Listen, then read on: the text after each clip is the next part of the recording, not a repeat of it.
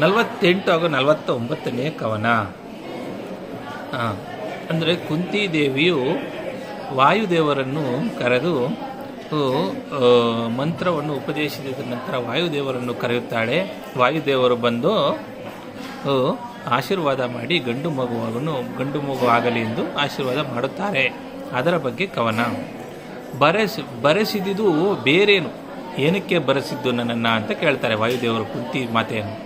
ಬರೆಸಿದುದು ಬೇರೇನು, ಸುತನನ್ನು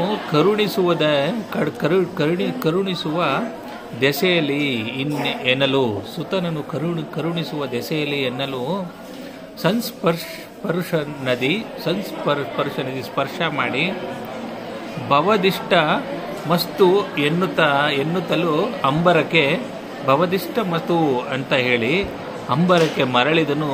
ಪವಮಾನನಿ ಪಂಕುರಹ ಮುಖಿ ಬೆಸಲಾದಳೊಂದು ವರುಷ ಗರ್ಭವ ಧರಿಸಿ ಪರ ಬಲ ಕಾಳಭೈರವನ.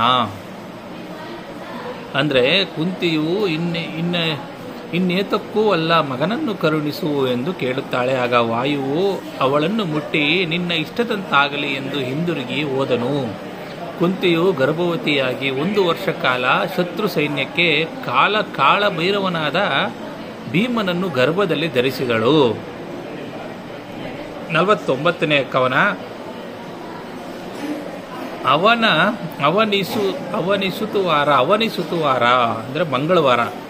ಅವನಿಸುತ್ತುವಾರ ತ್ರಯೋದಶಿ ದಿನದಂದು ಮಧ್ಯದೊಳ ಅರ್ಕನಿರೆ ಸಂಭವಿಸಿದನು.